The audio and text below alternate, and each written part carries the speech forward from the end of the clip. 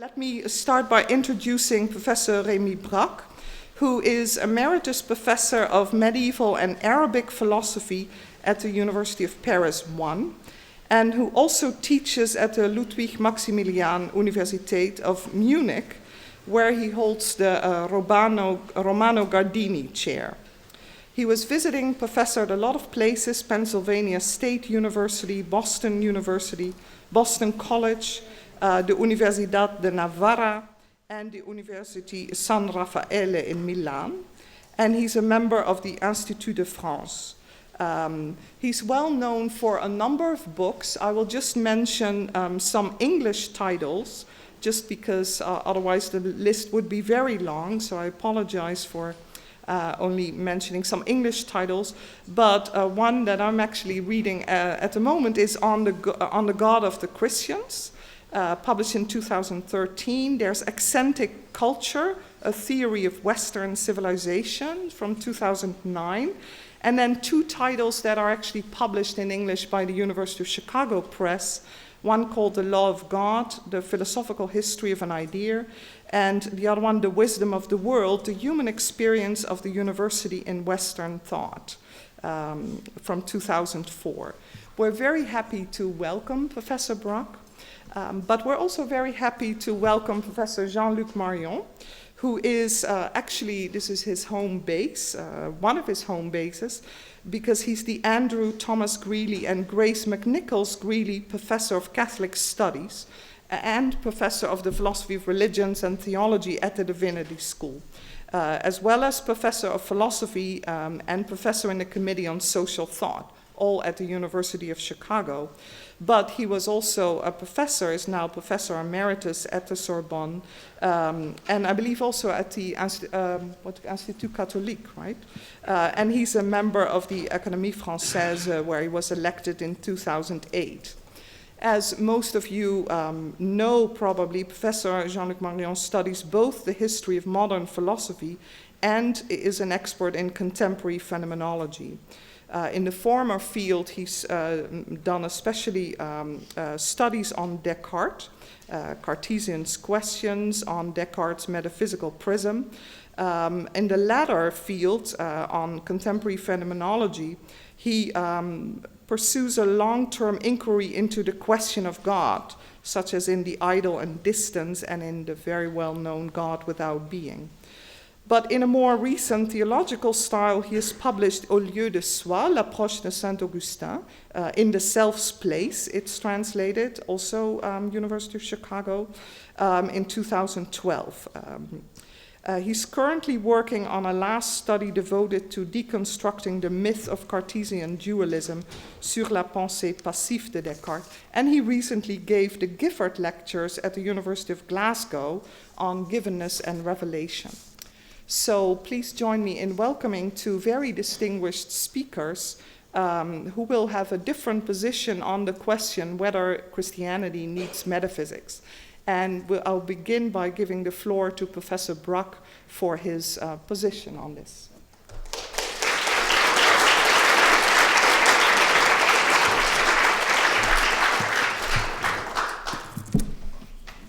Well, thank you so much. Well, I guess that many of you are expecting a great deal of joining and perhaps even of drawing between us. Let me remind you that the problem is not about who will control the speakeasies of the northern side of the city, but only, only the theme we'll broach will be, is metaphysics required for us to be Christians and or in order to think what it's all about with Christianity. With a title that was suggested, I may have suggested it myself. I probably was tight as an owl when I did that, intoxicated by too much orange juice. For both words are highly ambiguous and perhaps should be the object of a bit of reflection before we begin to slit each other's throat. First, well, metaphysics is obviously a word of art of metaphysics, precisely, and a word of art that badly requires clarification. It might be the case that we very unwillingly, I must confess, agree, after we have clarified the meaning of this rather murky term. But I'd like now to shed some light on the other important word in the title, Christianity. It's not evident that metaphysics should be interesting, relevant, or whatever you name it, for Christianity only. And the first reason for this fact is that Christianity only does not exist. There is a Christian interpretation of a revelation that began before Christianity. Perhaps we should have to give some thought to the possibility of the relevance of metaphysics for biblical religions. There are only two of them, i.e. Judaism and Christianity, in the large spectrum of its denominations. And well, it's the case that the case that I tried to make in favor of what I call metaphysics would hold good, I guess, for the whole of the worldview that is contained in the Bible, in the Hebrew Bible, too, not only in what we call at present the New Testament. The second reason for my wanting to clarify why Christianity has here to come to the fore is that Christianity is not interested in itself. Christianity does not endeavor to save Christianity. Christianity is, according to the most orthodox and, by the way, usual self-understanding of Christianity, Christianity tries to bring salvation to mankind and not to Christianity. Christianity is instrumental to the salvation of the human race. In the same way, and for the same reason that God is not interested in himself. The idea of a Savior who needs be saved is a Gnostic one, not a Christian one. For Christianity, God ensures or proposes salvation to mankind. The question is there some metaphysical element in this project of salvation? And I repeat, what is really important, what is really relevant there, is not whether Christianity could survive or could keep an intellectual coherence without metaphysics, or if, on the contrary, metaphysics is required for Christianity to go on and or for Christianity to remain a rational endeavor. The real question is, do we as Christians need something like metaphysics so that the salvation of man, the salvation of creature, generally meaning, and more particularly of man who has this privilege and this task, this responsibility at the same time of knowing that he needs salvation and of having to cooperate with the Savior God, does this process require metaphysics with quotation marks? And I'll try to remove the quotation marks and to shed more clarity on my own understanding of what metaphysics is all about. Well, I have some knowledge of the fact that metaphysics is an old word, that it arose as the title of a book or of a collection of books by Aristotle, that it had a long story in the different medieval worlds, or cultures if you prefer, that it still exists at present, and that it can be used as a blanket term for a great deal of different endeavors of all ilk. As far as my own use of the word is concerned, I took it as meaning a reference to or access to some transcendence, to something that transcends our common, normal, everyday experience, as something that goes beyond, which is, by the way, one of the possible exceptions of the Greek prefix meta, something that goes beyond what is simply immanent, i.e., literally speaking, what stays there, what remains there and does not compel us or invite us to go beyond. What I meant with this kind of metaphysical need, not of Christianity, but of mankind as such, about which Christianity thinks that it needs badly salvation. What I mean with this transcendence is the necessity of an external point of reference, of something like a fulcrum, of something like the point on which Archimedes wanted to prop his imaginary, his metaphorical lever in order to lift up the earth.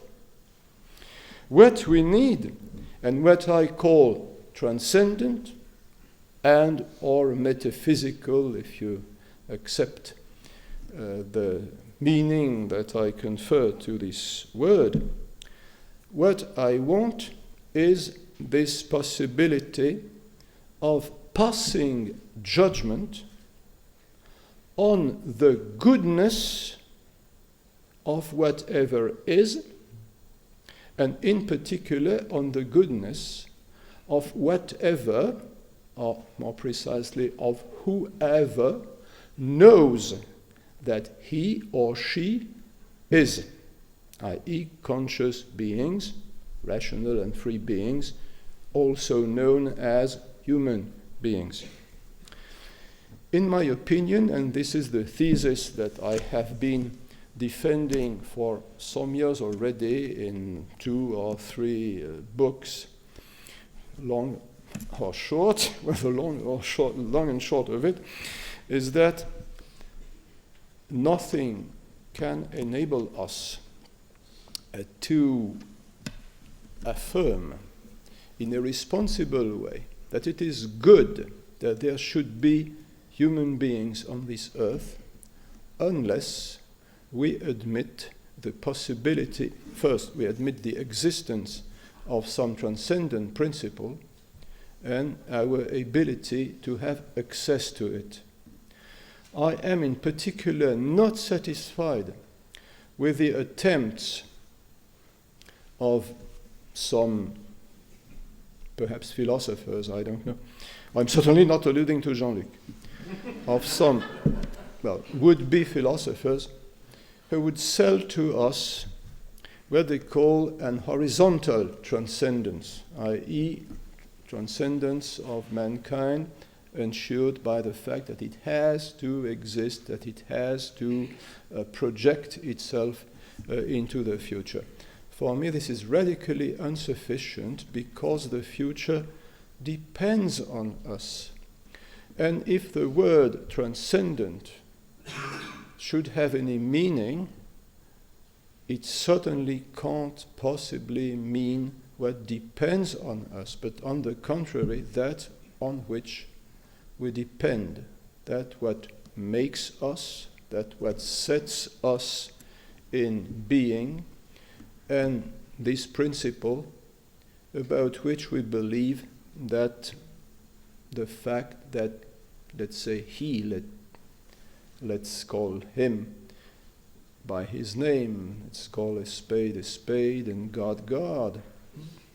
The principle that set us into this world is good, is even sort of an identity of being with goodness, and this is the principle that makes our existence legitimate. Thank you so much. Well, thank you. This will not be a polemic between my old friend Rémi Brague and me. At worst, it will be shadowboxing because we agree, I think, on the core of the debate. But it is nevertheless a serious question whether metaphysics is a necessary implication in Christian thought. And I have experienced that this question remains a burning issue. I've experienced that after publishing God Without Being, who anytime it is translated in a new language triggers the same fierce debate whether there is an access to God without being. Is that making sense or not, and things like that. And at the end, the question comes to, and what about metaphysics? So I think that, as Rémi very clearly explained, one of the requisites of this debate is to agree on a precise definition of metaphysics. Rémi has explained his understanding, which is very traditional, in fact, and this is a good thing, his understanding of metaphysics. He takes metaphysics in a broad meaning as the access to the transcendent, I would say, whatever it may be.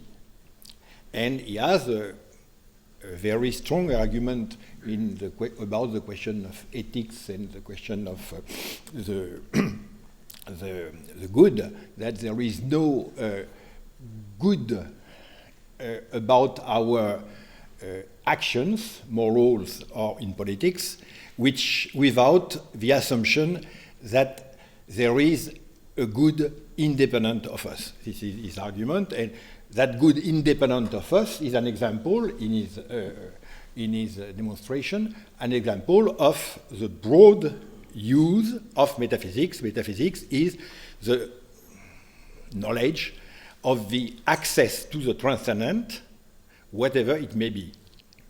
This is in fact, one of the possible translations for the medievals of the Greek metaphysica, which is very often translated as transphysica.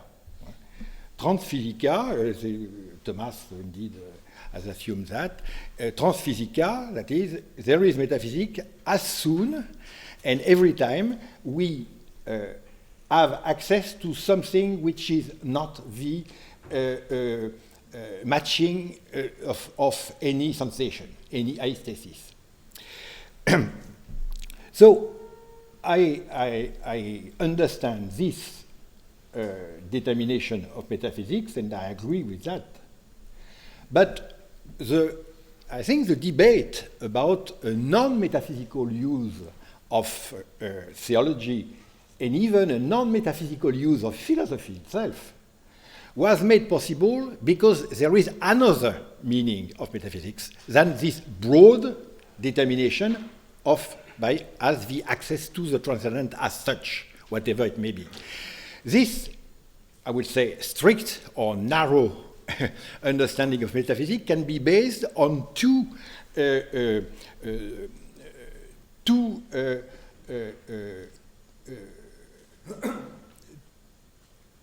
compatible definitions.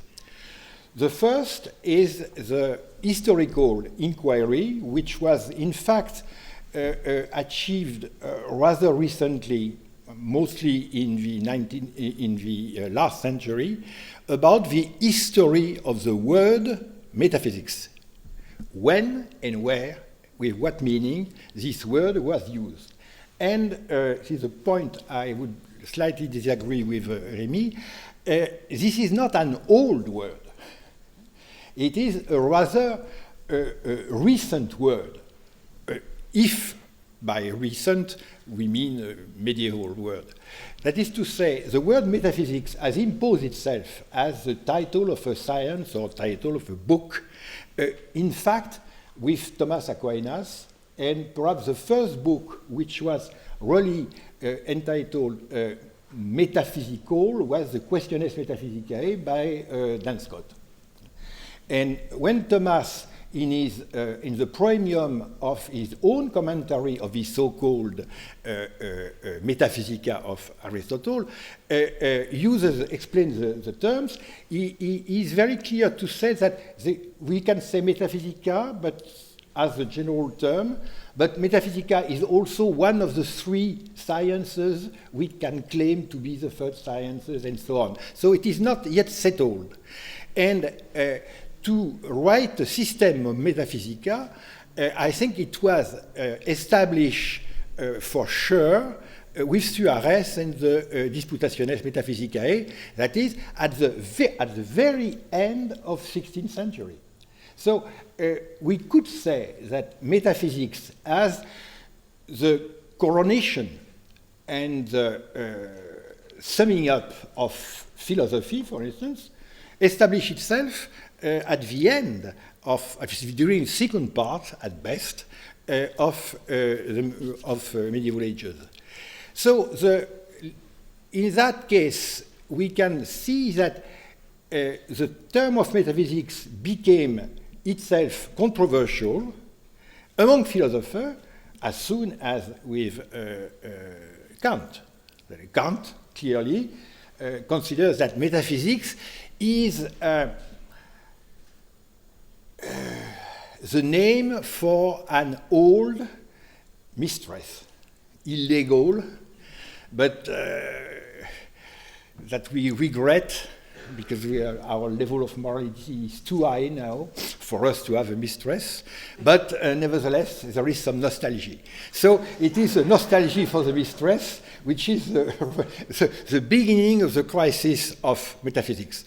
And from Kant on, up to Levinas, for instance, there is an ambiguous meaning of metaphysics which has taken place.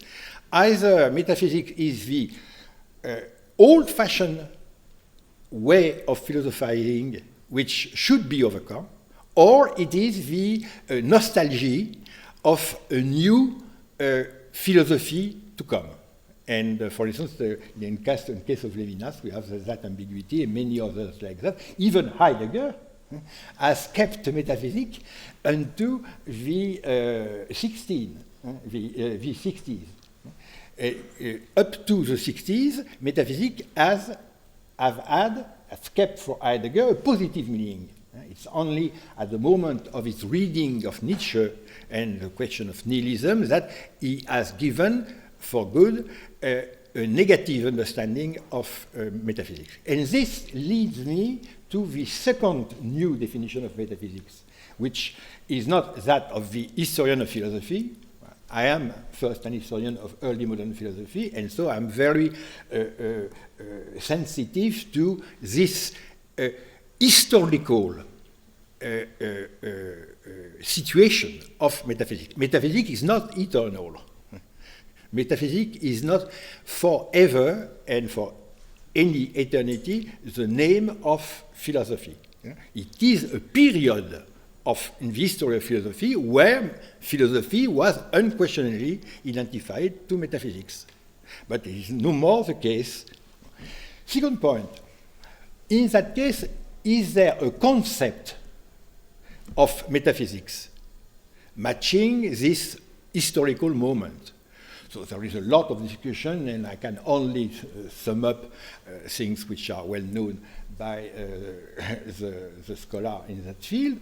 We have a possible systematic definition of this metaphysics as Heidegger has taken over a formulation coming from Kant and through Schopenhauer, that is, the metaphysics is the ontotheology. You can say, Rémi Brague, to explain the metaphysics of Aristotle, as suggested to say the structure proto-catholique, catholo-protologique. That is not ontological, but from catholu, universal, and protologic first. But anyway, you can discuss this. What is that so-called structure? It is a fact, and I think it is only a paradigm, but very illuminating, I think, that metaphysics is a kind of philosophy which crosses two determination. One is a determination of anything as a being, and a definition of what it is to be in quantum to be as a being. What everything which is a being. What does that mean for that thing to be? For instance, for Aristotle, to be is to be able to be expressed according to the categories. It is to be able to shift from potentia to actus, to entelecheia, and so on. So for Berkeley and perhaps Descartes, to be is either to think or to be thought. For Kant, to be is to be in the position, Gesetz, to be established outside of thought.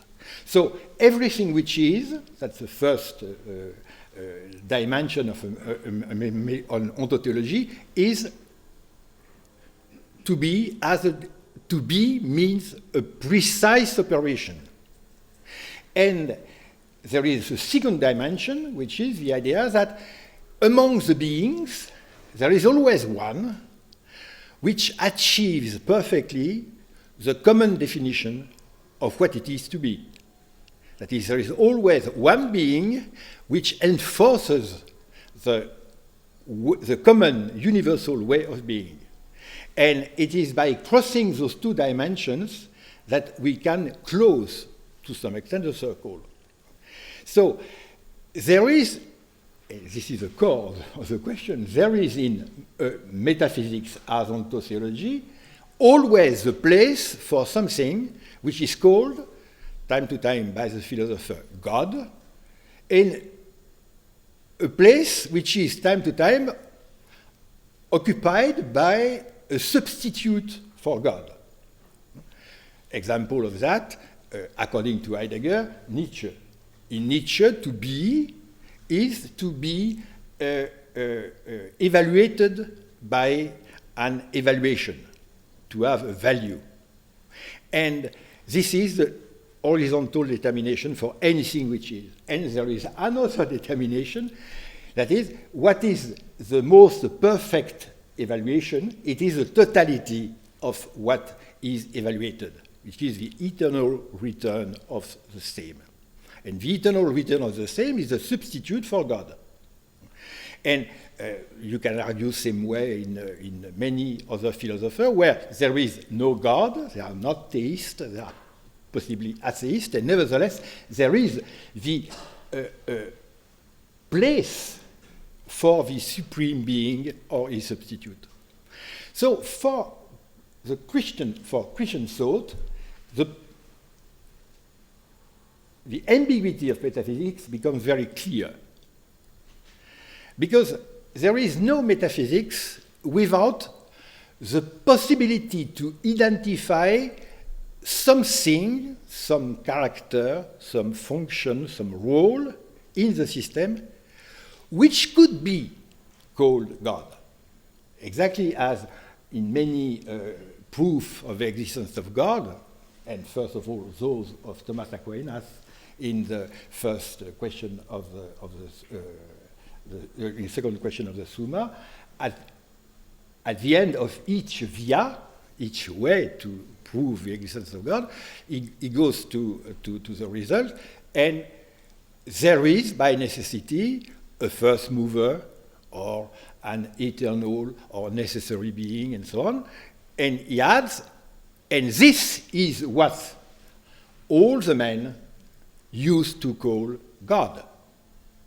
And we see where the difficulty is. It is not to establish the existence of a supreme principle. Philosophy can do that, and can undo that time to time.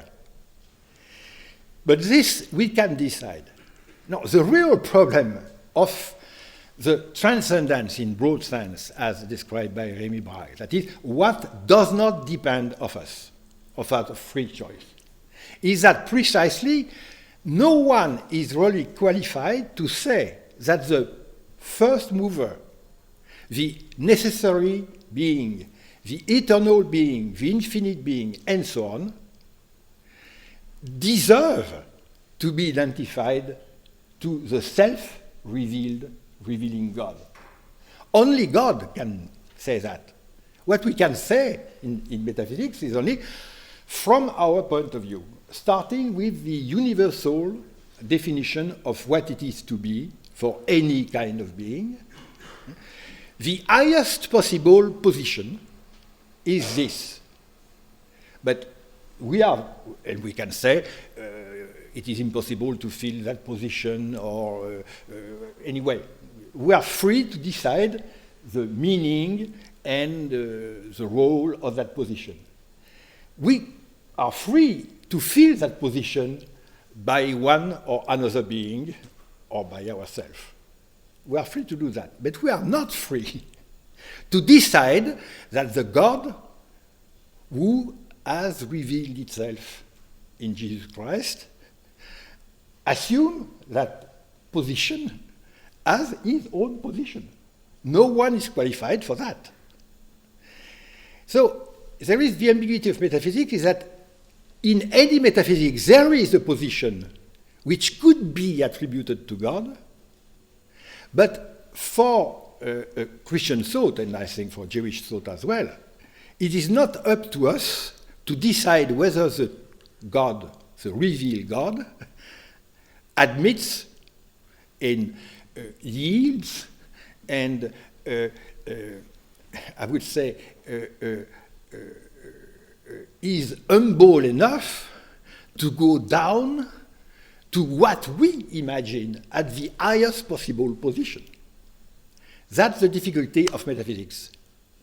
Everything that we can imagine is nevertheless not by itself qualified to be the place of God.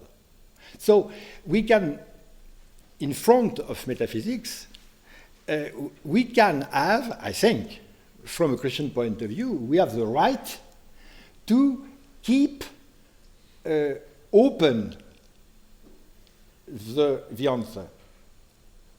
You could say, and I think it is legitimate, you could say, well, after all, if we want to have a rational access to God, and we need to have a rational access to God, because God has revealed itself as Logos, we may assume that there is some connection between the highest possible position we can imagine in metaphysics and the position of the revealed God. There should be a relation between both.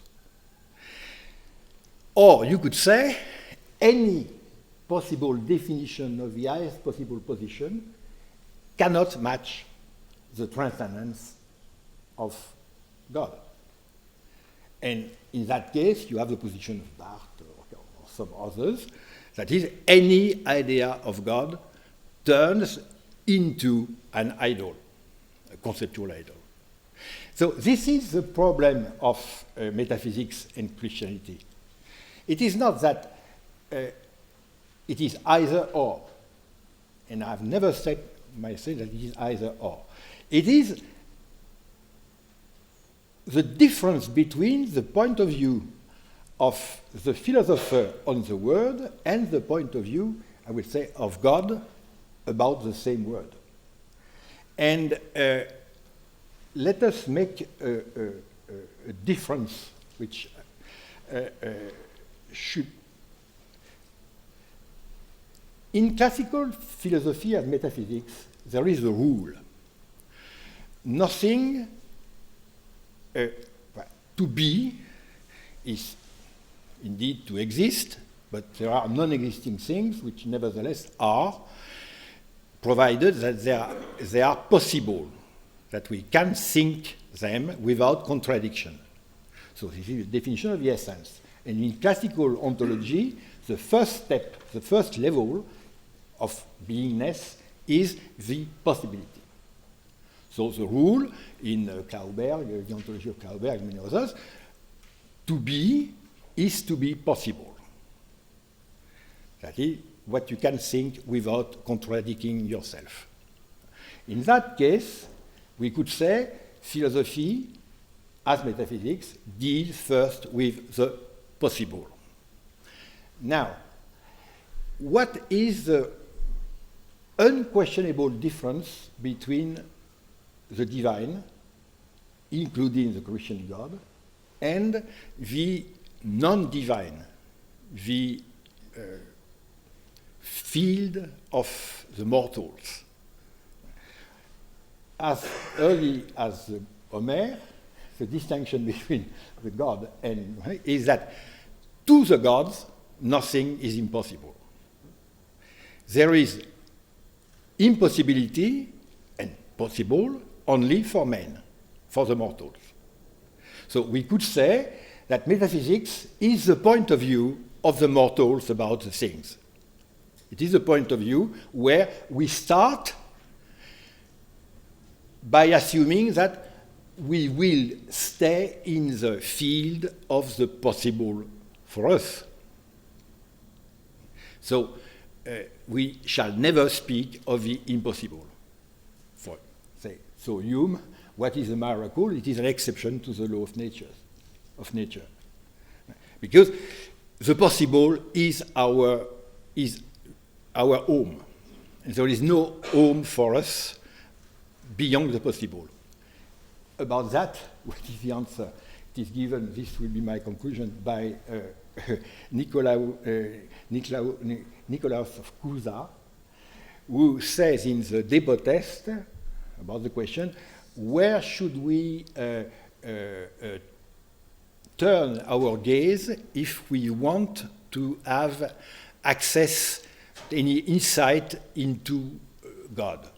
And the answer is, as what is proper to God is precisely what we cannot conceive. As long as we take care of the possible, we are not in the field of God. So let us focus on the impossible, because there we know that we are not at home, and maybe it is in this Unheim place, this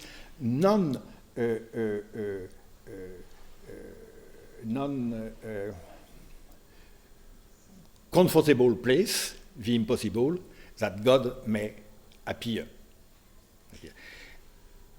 God starts with the impossible. And the relation between Christian thought and metaphysics, I think, can be defined by this opposition. This does not mean that there is only, in the case of impossible and the theology, that is, theology is absurdity by definition, by opposition to reason. It's exactly the reverse. It is rational to say that our understanding of rationality to the measure of the possible, which is exactly what the mortal can do, should be applied without questioning and without criticism, without critical spirit to God. It is an illusion to imagine that the use of rationality by God should exactly match our use of rationality. Reason is far broader than what we can ever think and imagine about it.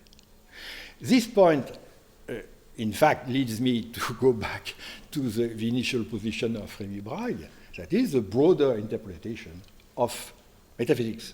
But being an historian of philosophy first, I stick to the narrow and precise interpretation of metaphysics. Thank you.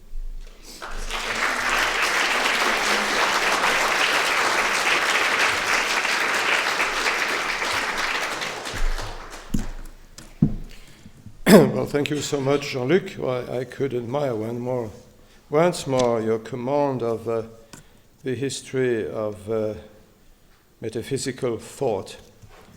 Well, as far as I'm concerned, you may have observed that perhaps even if I've not told you that explicitly, I used the word metaphysics faute de mieux, for want of anything better.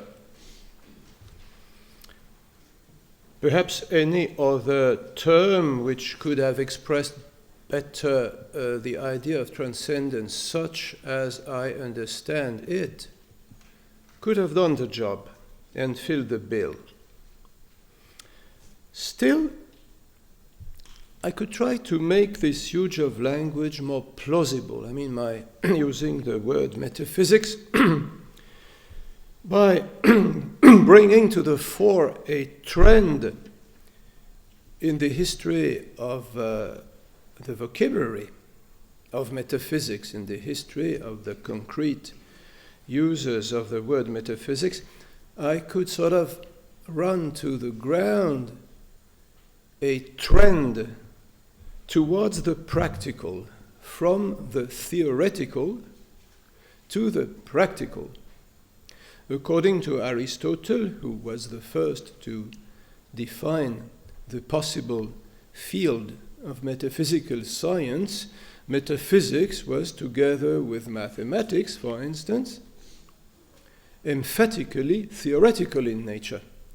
This is a science in which we simply look at what happens to be the case and try to give an account of it, try to describe it in the best possible way.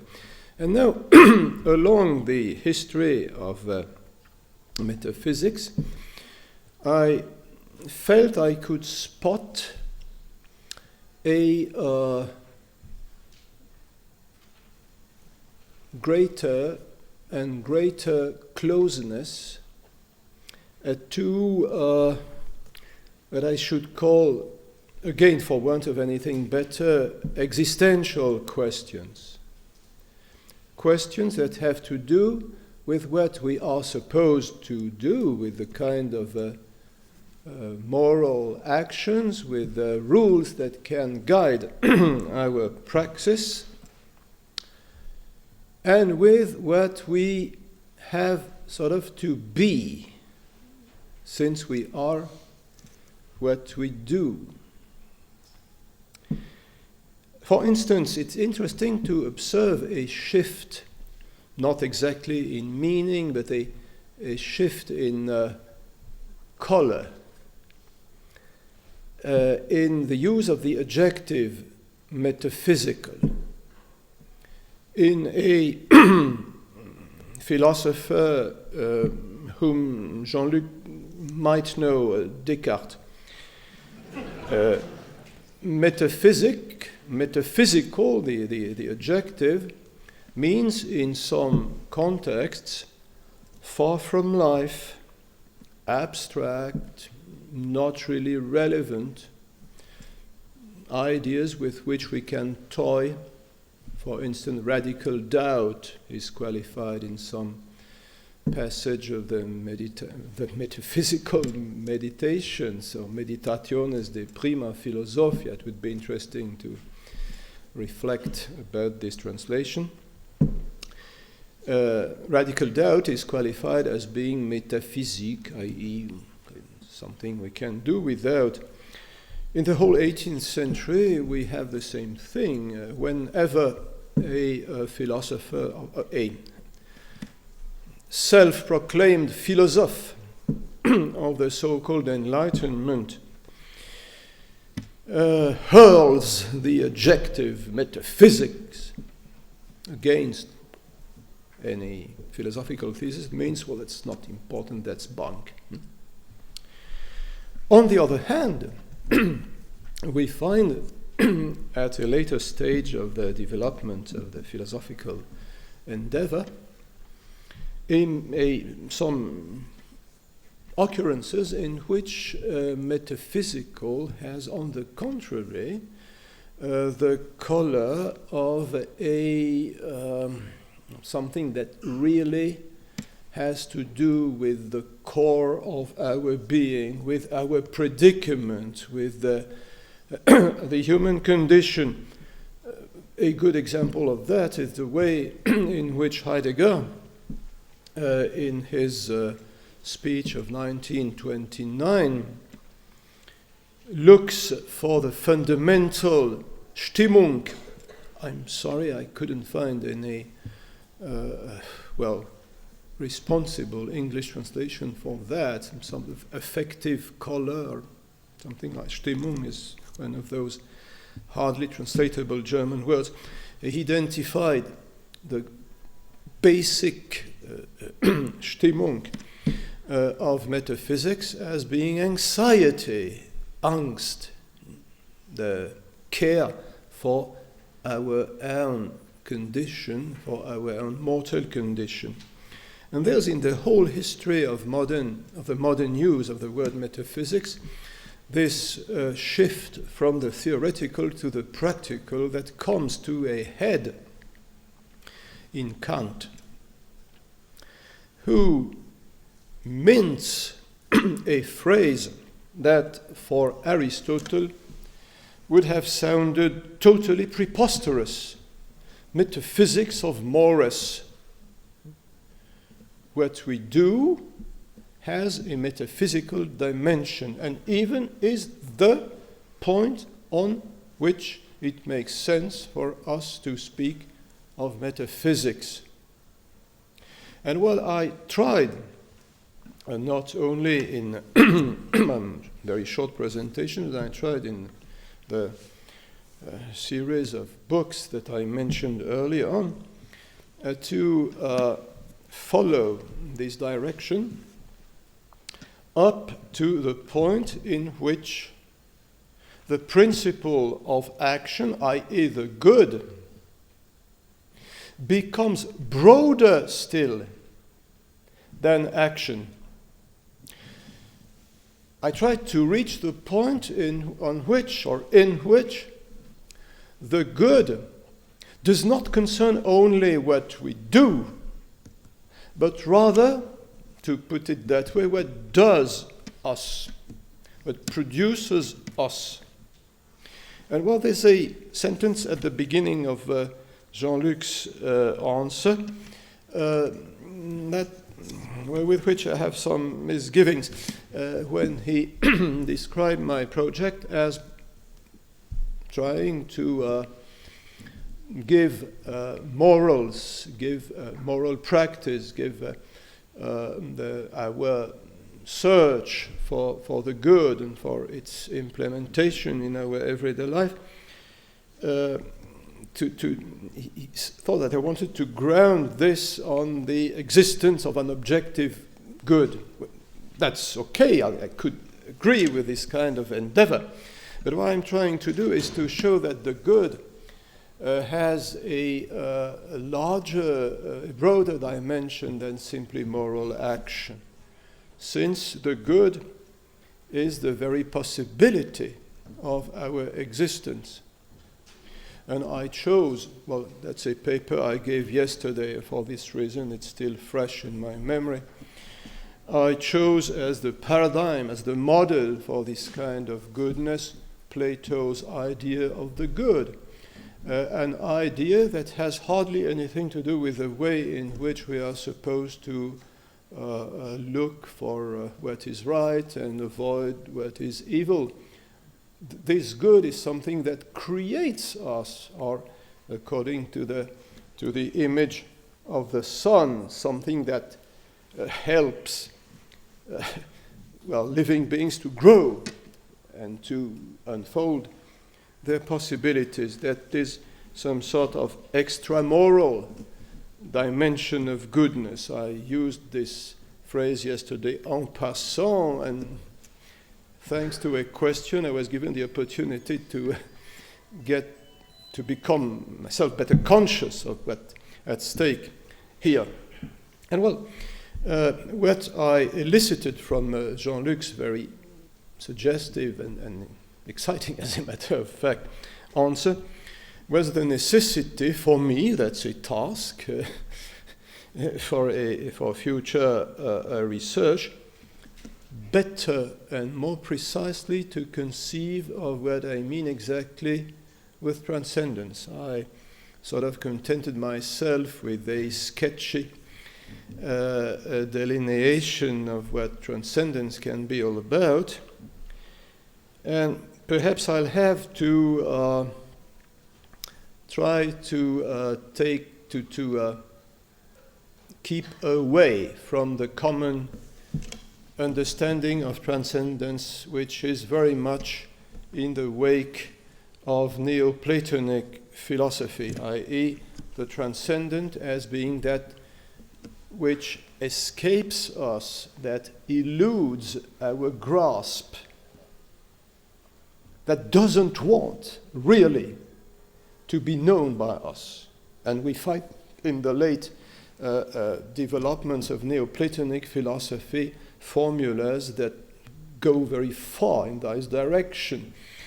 For instance, when the very last philosopher, Damascus, tells us that the supreme principle, can't even be said not to be.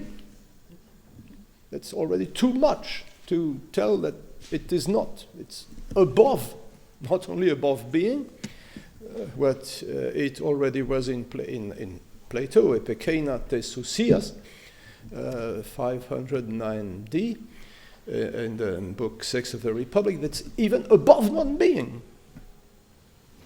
And the conception of, and perhaps the experience of transcendence that we are invited to make, if we want to remain faithful to the concept of transcendence that I tried to sketch, would be very much the transcendence of a God conceived as gift. And it might be the case that Jean-Luc might have a couple of things to tell us about this idea.